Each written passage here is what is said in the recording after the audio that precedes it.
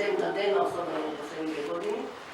Сведоци сме исто така дека квалитетот на воздухот и во нашата средина во општина Куманово не е со задоволителниот квалитет, а особено во зимските месеци, кога имаме зголемени проценти на издувни гасови и од начинот на загревањето на домовите, на институциите, далеку е од ја надминува дозволената граница и со право предизвикува на дозволените емисии, рекла или подносливите емисии на штетни гасови, со право предизвикува загриженост кај секој од нас, пред се како граѓани на овој град, на оваа општина, а потоа и како носители на одредени општествени и работни и јавни позиции. Тоа беше една од причините